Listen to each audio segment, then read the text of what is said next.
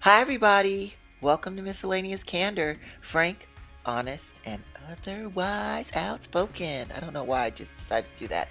Also, to pardon my voice, this episode, I'm dealing with allergies. I don't know if everyone else is dealing with allergies during this spring season that is now upon us, but I am, and you can hear it in my voice even more so. Also, too, because we know I have a raspy voice, but it's even more raspberry.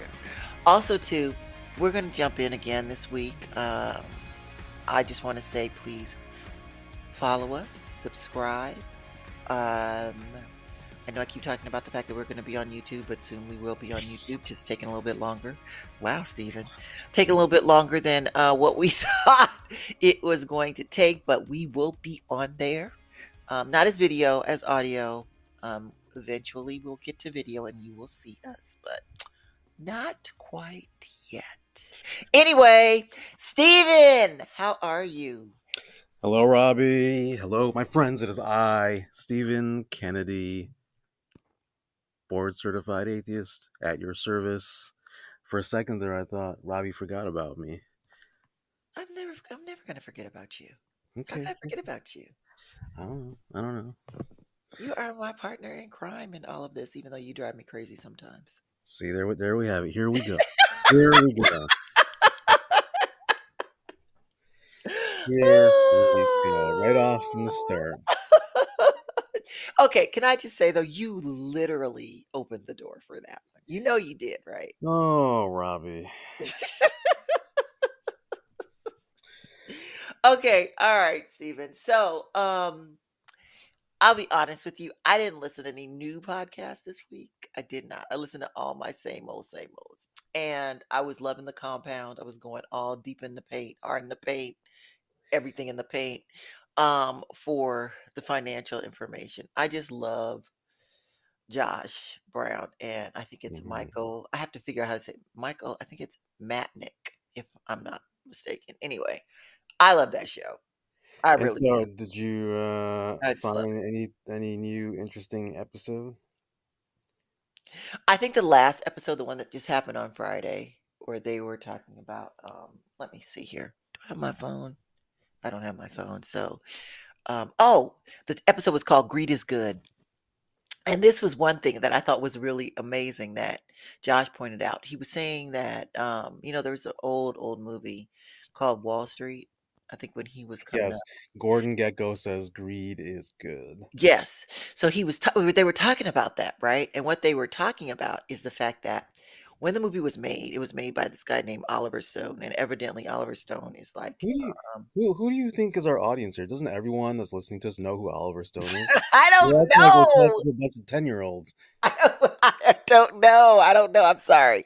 Okay, Okay. so Oliver Stone, and he you know, uh, they say on the show he's a communist. I don't know if he's a communist, but they say on the show he's a communist. But essentially, what they're saying is that when he did this and he had the whole line "Greed is good," he was doing it thinking that it was going to take off and it was going to be bad, right? But Mhm, actually, what it did was spawned a whole sort of mhm, burgeoning group of people that took that on, and that's how they mhm, started to run things in Wall Street. And so then he says that so then they were saying, like, fast forward today and, like, what was it, Wolf of Wall Street? mhm, They feel like some people who were and they feel like in that period of time, that movie, certain people were a certain age, and at that age, it was a formative moment for them. So that greed is good formalized, like, what they were gonna do in their life. So, like, Wolf of Wall Street, that was a formulative moment for certain people, and they feel like that particularly Josh feels like that in that moment, that also too spawned how people were doing the whole trading bulls a lot of the trading bull crap that you saw in, like, early 2000s, et cetera, in terms of, just going all in and saying you can make all this money, but it really is a lot harder than that. But that was the whole premise around Wolf of Wall Street, kinda selling a dream. mhm, And so they were talking about that, which I thought was interesting how they were putting it into context and how these types of movies excuse me, sorry, how these types of movies can, affect people and what they end up being and doing in their lifestyles mhm. and livelihoods. and over a period of like historical time. Anyway, I thought that was good. And then they were just talking about just the economy. They were talking about the tariffs, of course. They were talking about um, the market is just ridiculous, right? It's just been down. I think Friday it was down like Mm, 700 points or something crazy like it was that. bad. It was bad. It was bad. And just, is it a correction? What that looks like? What can you invest in? And just the way that they talk about things, the sources that they use, the trends that they look at. I mean, you really do have to be a financial geek, but I love the show. I just think it's awesome. I sometimes watch it on YouTube. I love those guys. Nice, nice. I Mhm. think I need to spend some time listening to it as well. Yeah, yeah, it's awesome. Well, one podcast that I was listening to, and you know what, I want to take a moment just to say thank you, Robbie, For what? because Oh, for pushing me into the world of podcasts. It, really? well, yeah. If it weren't for you, there's some really good content out there. And I I would know, not have right? listened to. Yeah, I wouldn't have not. I would not have been a podcast listener unless, if it weren't for you. So Oh, thanks. That's really nice. I'm touched. yeah, I'm pretty shocked. I'm thanking you myself. Um, but, And there it is, ladies and gentlemen. Okay, so what did you listen to, Smarty so Pants? I listened to a podcast called This American Life, and Uh-huh. when I'm Okay, I'm gonna looking through, go just to let you know, I'm listening to you. I'll jump in, but I'm gonna go on mute in case I sneeze again. you're going to potty, aren't you? You're going No, to I'm potty. not. I might Okay, sneeze all right. again. Okay, all right. Okay, go talk your talk. Okay. So this podcast is called This American Life. Um, and it is basically, so just to give you a little background, just to give our audience a little background. When I'm looking through different new podcasts to listen to, I gravitate towards podcasts that kind of focus on that have an anthropology perspective or focus, because I do have a natural interest in anthropology, how human thought processes have evolved, how cultures have evolved. So this is another one of those kinds of podcasts called This American Life. And It really speaks about, they cover topics about how people think, how thought processes about different topics have evolved. They have guests on there that they kind of explore what's going on in their lives. For example, there was one podcast where the host, whose name is what's his name? Hold on, let me take a look. Uh, Anyways, I'll get to that later. But the Okay. host was interviewing a person who had a conflict within his family. Uh-huh. And so the issue was that through all the political changes with Trump coming to office the first time, and now the second time, in addition to COVID, their father became it was a family of two parents and two children. The father became very involved in conspiracy theories, and he started kind of um, going towards a far end, and so he kind of alienated himself from the other family members, created a lot of conflict. The husband and the wife ended up getting a divorce because of it, because of his views, and he he started following far right political folks who are masquerading around as prophets of Jesus and that kind of thing. So they in this podcast episode, they have actual conversations recorded between the son and the father, kind of dissecting how did they get there, and how the father's thought processes evolve from being similar to the whole family and kind of separating and going in a whole other direction as a result of all the circumstances going on in the world, around concerning politics and how COVID affected it. So um, it's an interesting dialogue to listen to. It's very raw between a father Mhm. and son. It's Wow. yeah, it's very captivating. Now, you know, in these different episodes, give a they don't give an answer as to, there's no answer provided to as to, okay, this is why this person's thought processes evolved in a certain way.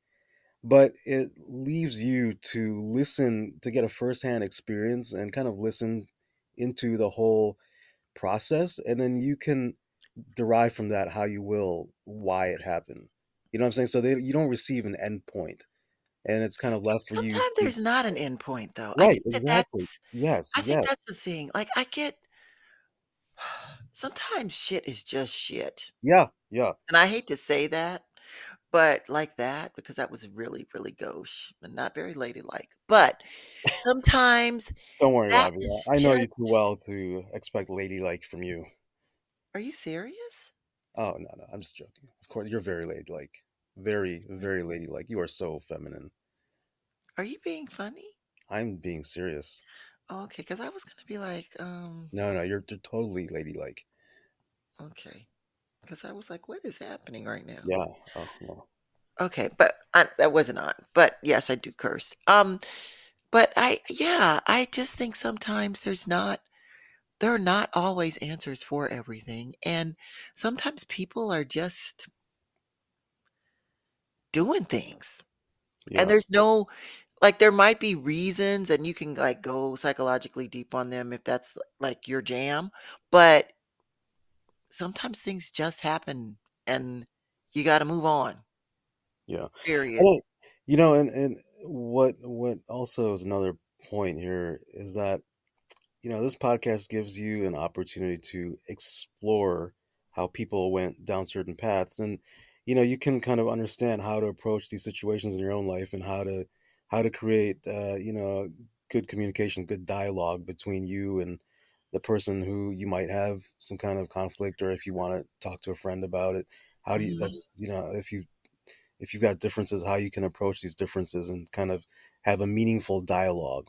And basically you can you can feel comfortable around each other by having these dialogues, even though you may not end up seeing, you know, so often we're trying to make the other person see our point of view, Yeah. view things from our point of view.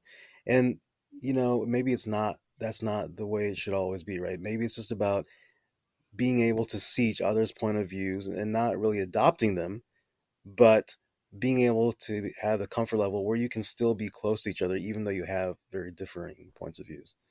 Yeah, I mean, I think that that's, like, what we have. Yeah. I mean, I mean, honestly, I we do have that. There's a lot of that within us, and I think that there's other podcasts where that's the case too, and also too, just in general, there's more relationships. I just wish that that would be more prevalent, and I think would bring down some of the other stuff that's happening outside of this that we're not talk absolutely. about. It's just a lot. I think, though, we do need to understand that if we put ourselves in a situation where we're just not respecting each other and not allowing people to just like be who they are to a degree, right? Without, and I say do it to a degree because, if somebody is a serial killer, I'm not going to accept that, right? Mhm. That's, that's a hard no. Unless he's But killing people that are not good people, right? In that case, it's justified. no, okay. Oh I would my absolutely God. be friends with a serial killer if I thought his killings were valuable killings. Again, this is why we are close, but we disagree. Exactly.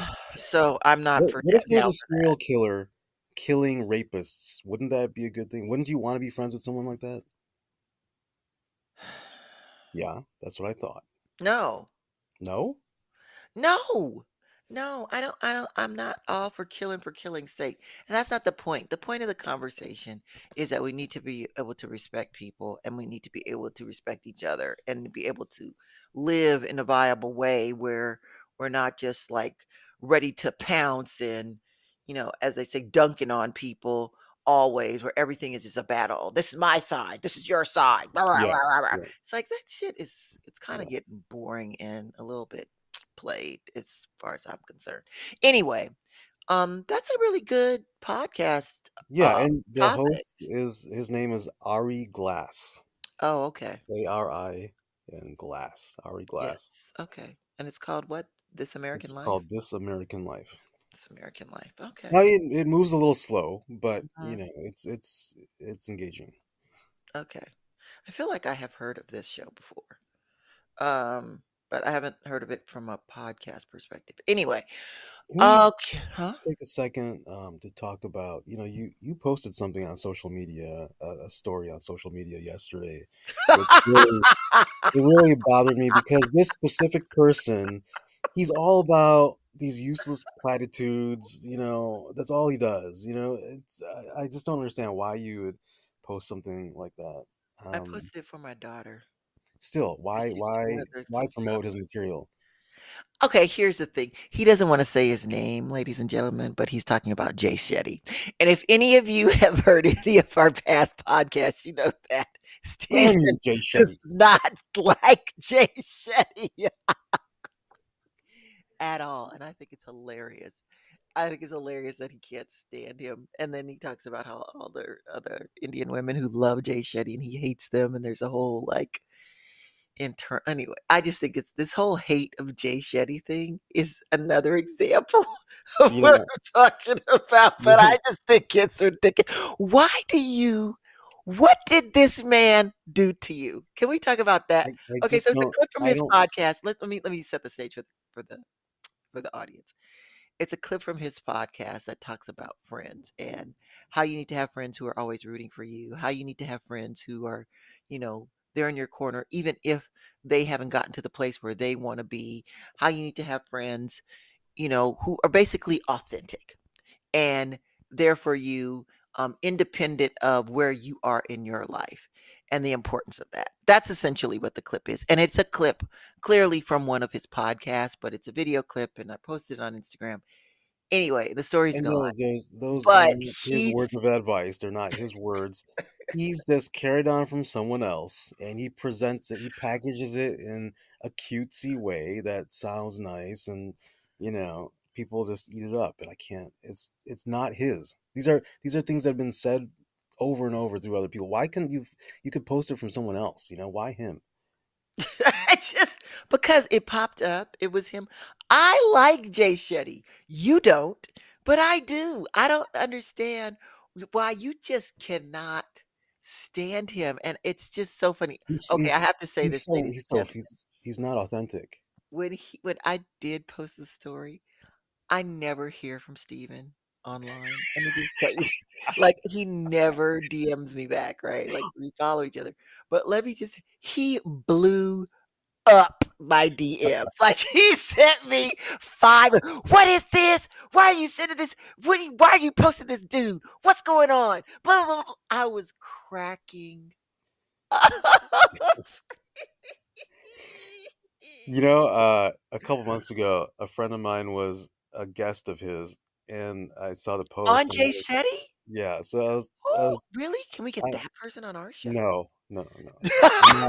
We're not gonna all talk about how wonderful Jay Shetty is, okay? But I was, on one hand, I was like, oh, it's so nice, and on the other hand, I was like, oh, I hate him. So I was just kind of fuming. I'm like, why? Why would you be on his show? Why? But I didn't ask her why she did it, but because I didn't want to be rude. But because that's a huge platform. Yeah, That's why. yeah, that's true. That's a huge Yes. platform. That's why we should try to get her on our show for our platform. Okay. Oh, Um, hey, yeah, I'm gonna say it out loud. But Jay we can talk Shetty. about that offline. Jay Shetty. That was so funny. I'm glad you brought that up. That definitely is relevant to a podcast conversation. Well, I mentioned what I listened to. You talked about what you listened to. We talked about the Jay Shetty podcast. So let's transition because we are at 20 minutes. So Oh my goodness. I know. Can you believe it? So let's talk about AI some. Oh, I gotta go on mute. I'm about to sneeze. Bless you. Thank you. I just Do sneezed. you ever wonder why we say bless you? What is the point of saying bless you when someone sneezes? It's just kind of it. Why? Why? It doesn't make any sense. There is a somebody looked that up at some point. I remember there was another conversation. I was watching a show and they were talking about that, and somebody looked up the history as to why you say There bless is. you. There is some sort of history. Yeah, I don't know. I don't remember what it was, but I've looked it up too, and I forget now. But there is some history yeah. to it. Yeah, there's some history to I it, still but don't like it. of course you don't. Okay, so you wanted to continue conversation about AI in education. Yeah, as you know, last episode we were talking about how there are some new schools out there that are using AI as their primary source of educating students, and the actual human teachers are they play a more supportive role. So the AI technology creates very customized, supposedly customized uh, teaching plans for the students, and it's a very interactive, customized approach to teaching by AI. And then that goes on for 2 or 3 hours in the day. And afterwards, the teachers play a role in providing guidance to the students. They also use data provided by AI to create different, to synthesize the data and to create more customized feedback for the students and more customized guidance. And it's in that area that I want to talk a little about further, because there are some regular schools that do not use AI as a primary method of teaching, but they do use AI to enable teachers to synthesize the data that they're receiving and create very customized feedback using that AI. So the teacher is still a primary educator, but they're using AI in their teaching throughout the day. Um, and there is a lot of controversy. So there are these schools that are using AI from the teachers' side to gather data and to customize lessons plans. But the question is, where is that data going, and how where is it being stored? How long is it being stored? Who has access to that data? Can it be sold? Now, these are all very important questions, because do we want our child's uh, uh, what's the word I'm looking for? Do we want our child's um, information about uh, their learning aptitude and all of the details of how they learn, and their age and their personal info, and their basically details about what their competencies are? Do we want that kind of personal data going out and being stored somewhere else and maybe being sold off? And how is it going to be used um, in the future by other companies? Yeah. I mean, I think that that's a big thing about this whole like when you were talking about that last week, and I think we talked about that, and I was like, yeah, I think it's good, but you know, there's some things to think about. And this what you're bringing up is all of the conversations that people are having. Let me move closer to my microphone. People are having around ethical AI.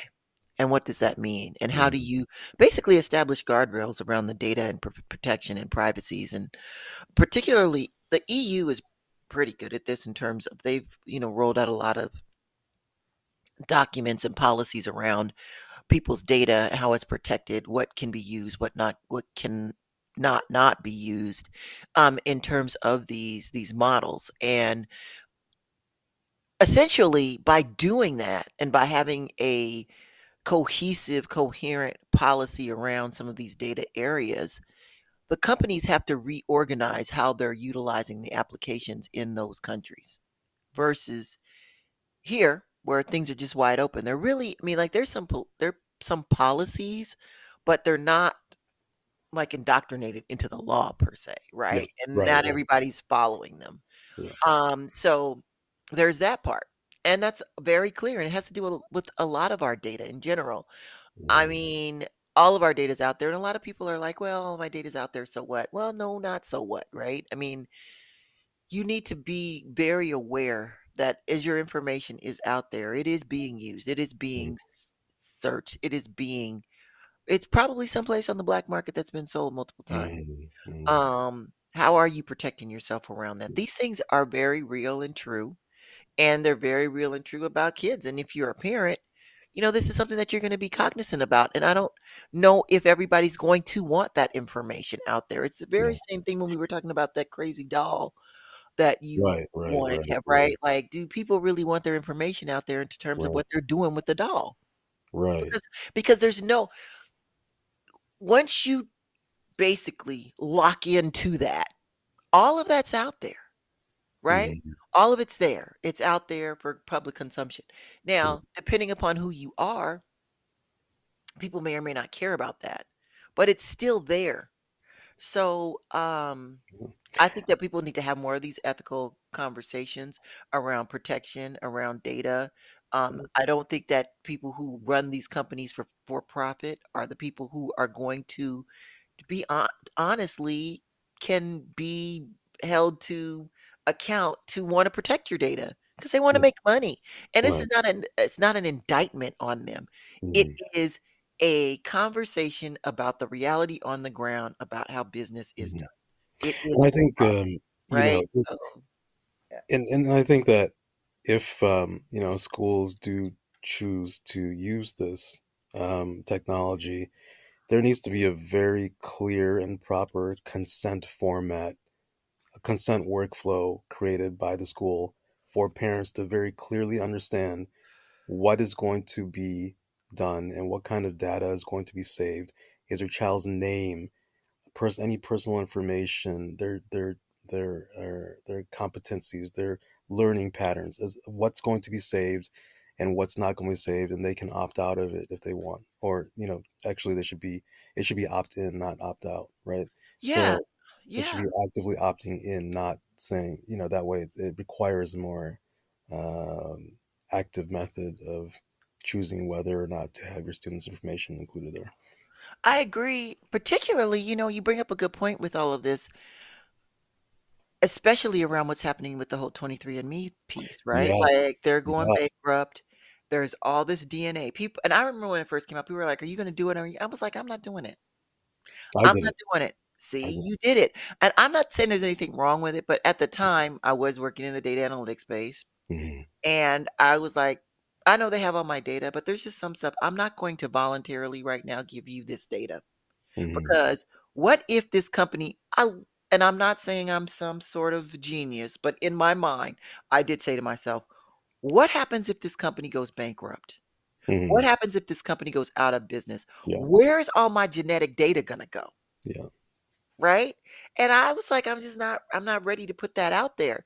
And so now people are scrambling to delete the data. And I will say, if you did do 23andMe and you didn't know and you didn't hear because you're just living your life doing your business, but sometimes you listen to this podcast, you can go to their website. There's a place where you can go and you can say, delete my data. And they'll be forced to delete your data, all of your stuff, et cetera, et cetera. So yes, that is a public definitely, announcement. definitely do it. But Definitely do it.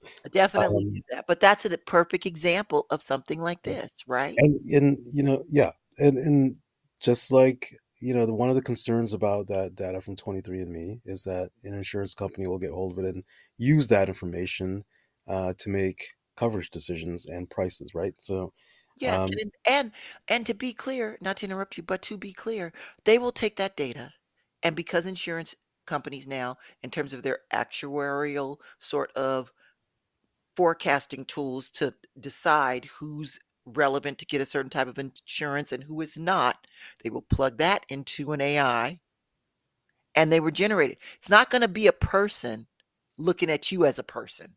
Could take that data from 23andMe, put the data into the insurance thing, and generate it, and then the AI will decide. Like, the actual mechanism will decide, and I don't know if people really are down for that. yeah, yeah, it's a lot of concern. Um, yeah, there's so many. It's such a world of unknown. It's very concerning. And the other aspect of, whether these schools are going to allow, uh, what kind of restrictions they're going to have on the usage of this AI for teachers. Another side of it is that they don't want, and this is common with colleges too. They are considering rejecting. They're kind of pushing their teachers and their professors not to use AI as a detection method to determine if their student papers have used AI to write those papers. So,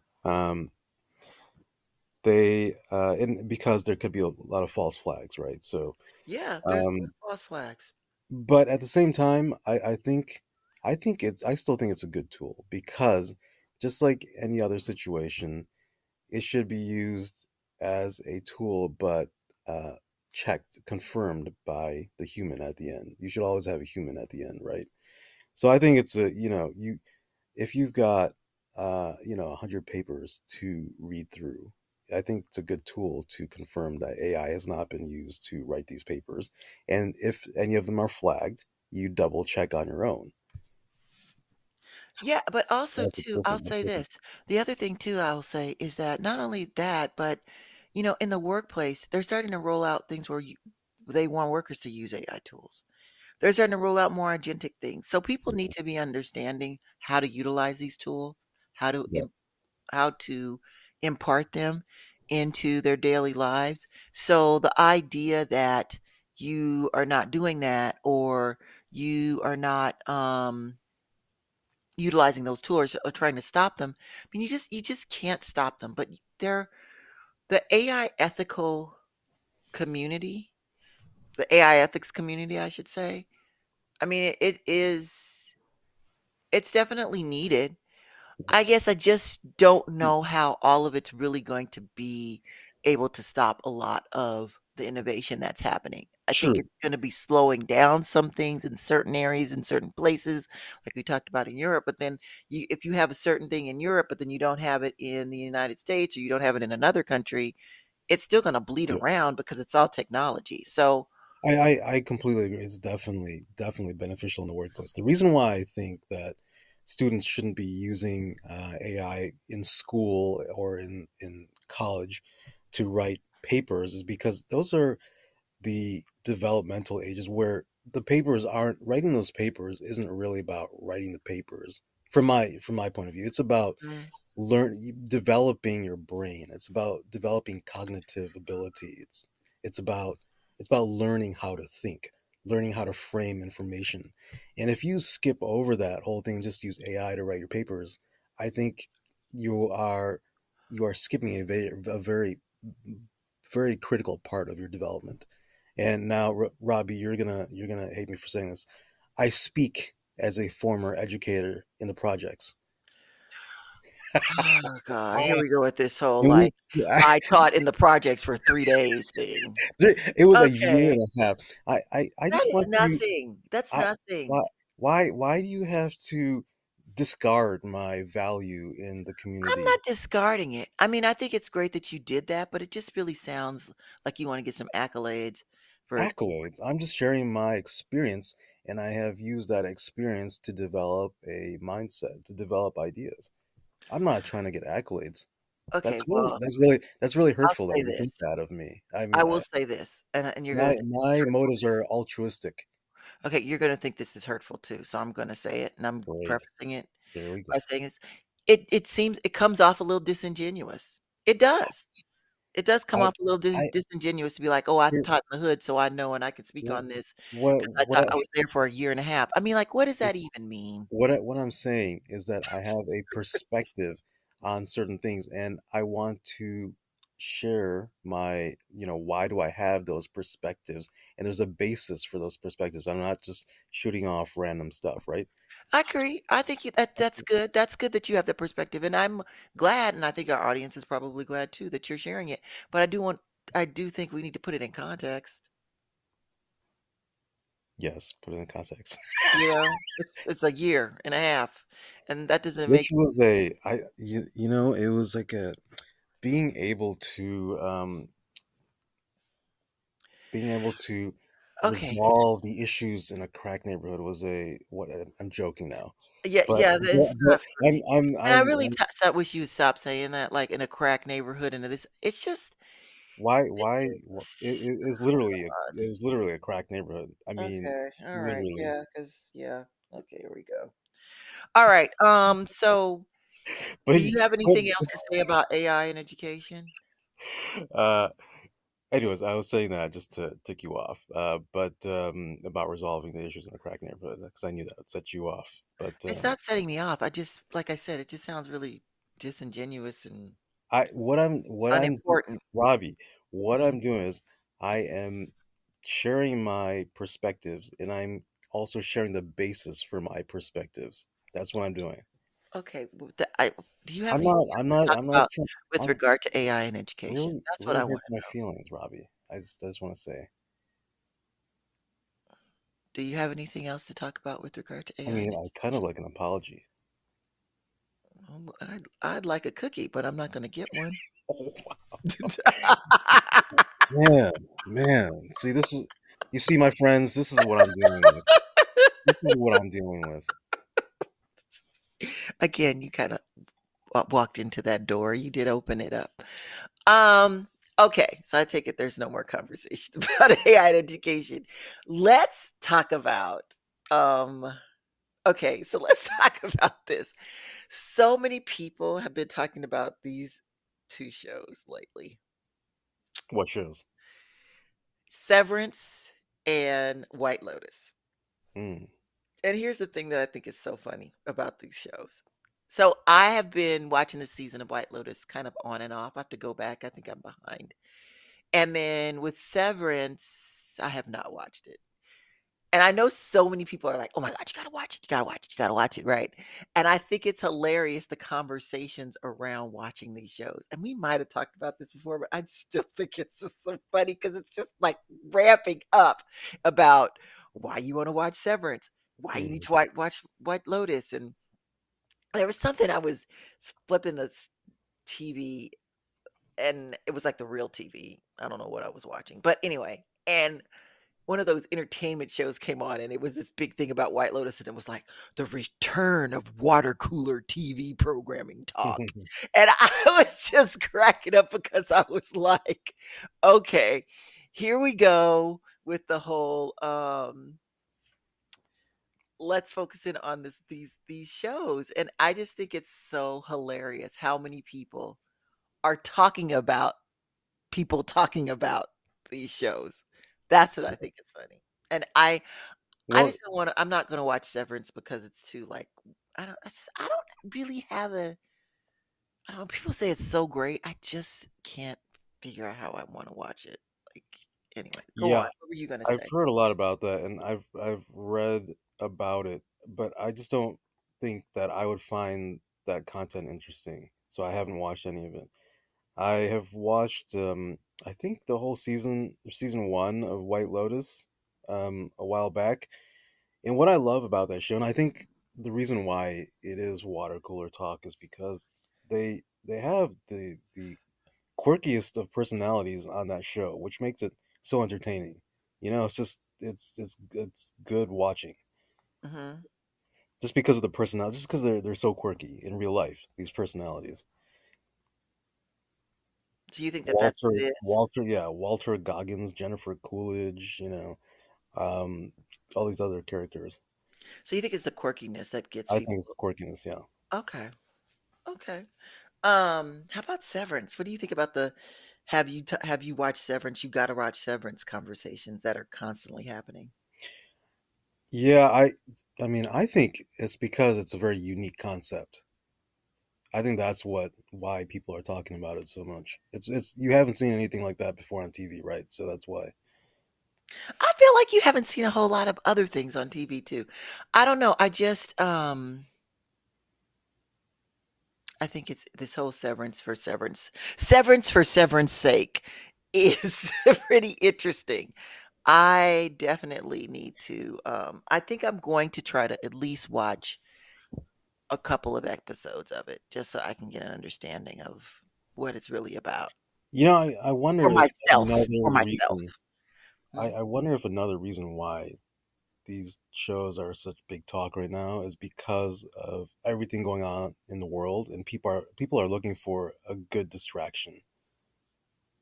Yeah, I feel like that's the case, but you're never going to get me to disagree with that point because I'm all about the distractions given I love the housewives. So, there's Oh that boy. part. Oh boy. Um, okay, so do we want to talk about me being on GLP-1s? Let's talk about it. Yeah. I What's know, going on with GLP-1s? wellness. So I started them. So far so good. I'm at a low dose. I'm gonna stay at a low dose. Doing the trizepatides. Well, okay, wait, back up. Trizepatide Speak is in what? English for us lay folks.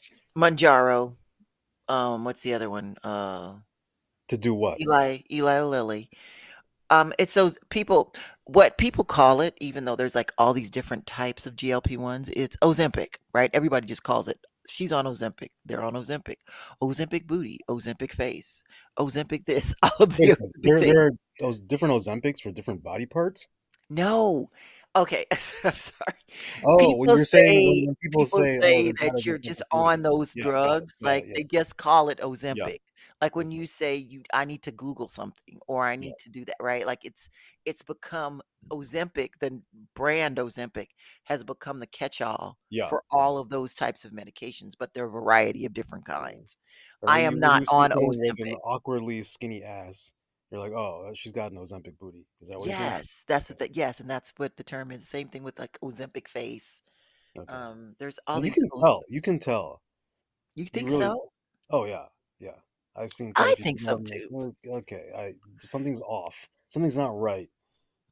All these stars are on it who are Yeah, already thin, and they're, like, getting even thinner, and yeah. then some people are getting osteoporosis, which is crazy because Really? they're Yes! Okay, so this is the one thing, like, I've maintained I've just been on it for, like, a month and, um, What's your almost experience? almost a month and a half. So far, so good. I haven't But had is really it any side effects. when you say you've been on it? Is it a pill or injection? Injection, And how often do you do that? once a week. Once a week. So you've taken four so far. Taking 5. Taken five, and so you haven't had any side effects. Um, not particularly. When I feel like I do, then there's, like, things you can do for that, but for the most part, no, I have not had any true side effects. I guess the only thing that I will say is that, I don't wanna drink as much anymore. Like, it does cut all your cravings, right? So it Mm, reduces your cravings. I don't eat as much, and that's the whole point. And it's not like I'm and you can confirm this too. It's not like I'm some big fat person, right? And I don't mean that in a bad way, but right. it's not like I'm really huge. I just want to get to a place that I feel comfortable. Yeah. And I do work out and I do all those things. And from my perspective, I see it as a help. And you can do it as a help, which is why. But when I do notice about this is that, you can keep going up on the dosage of this. And Okay. I feel like as you go up on the doses, you'll see more side effects. And I also too feel like I can see now how people get addicted to it because like there's one dose I'm not even gonna mess with because I know if I were to take it, like I just wouldn't eat anything. And Hmm. you do sometimes feel like, okay, I have to eat something, right? Like I gotta eat. Hmm. But I don't feel like I do feel hungry, but I just don't feel as hungry. So that's why I'm like at the dose that I'm at. I'm at the lowest dose, and right now I'm staying at the lowest dose. I might go up one, um, and I'm only gonna stay on it for a certain period of time to kinda see what happens in terms of, if it, helps with all of the other things I'm doing, like eating healthy and, exercising, and that's the thing too. There are a lot of people who just take the shot and they just eat whatever they want because you can lose weight that way, Hmm. but you also too lose muscle if you don't work out. Your bones can get weak, all of these things. You still have to do all of the things that for it to be healthy, it seems like you still have to do all of the things that you would normally do. But again, I think it's a choice. I don't have a problem saying it. Some people don't want to admit it. Some people do. Um, I and don't. I think it's a personal choice. Like if you want to be on it, that's fine. If you Mm, don't, but I don't but I do think that it can be abused just like anything else. sure, Which is sure. crazy. So let me ask you this: what's your number one favorite binge junk food, and has your desire for it reduced after taking these injections? Oh my god, yes. I don't even think about it until you just brought it up. Hmm. And what Which is it? is it's, candy with, like, all of the bad dyes that, we wanna get rid of. Mhm. So I try to eat, like, the ones with not the bad dyes, but, like Skittles and Mhm. Starburst and gummy candies, like, I love all Mhm. of that stuff, and I haven't even wanted to have it. Oh, nice. Very, Mhm. very good. Yeah. So bad sugar It was my craving, and I have not been craving that at all. And then also too, other things, sometimes like French fries. I haven't really been craving French fries. Oh, nice. I mean, not even McDonald's French fries. Not Not even even. McDonald's French fries. And you know, I will eat McDonald's. We had this conversation before about how sometimes I will eat McDonald's. We talked about how you eat McDonald's every damn day. Um, so Why? Why do you have to do that? Why do you? Why do you have to do that? for the same reason that you like to turn and I just said that, Robbie, to twist the knife. For the same damn reason, It, Steven. fine. All right. Um. Hey, if I can't take it, I can't give it. The same goes for you, right? Okay, that's true. So, That's yeah. true. All right. Okay, well, I think, Next we're week, pretty done. related Yes, to next this, week, we're gonna have a guest, everyone. Okay, Steven, yeah, go on. yeah. She's a health expert. She has her own fitness coaching business. She's also heavily active in uh, doing dance aerobics. She teaches those courses, those classes, and she is going to join us next week. We'll get her perspective on the Ozempic world as well. See what she thinks about it. I have a feeling that she's totally against it, but that's okay. We don't know that. I guess we'll We'll find out. see. We will see, She might be everyone. thinking the same as you, that it's a good supplement in trying to get healthy, not to use as the only tool, but as a in collaboration with other exercise and healthy eating. We'll see. We will see. All right, everyone. That concludes our episode for this week. So thank you for listening. Have a wonderful week. Stephen, Goodbye, my friends. This is I, Stephen Kennedy.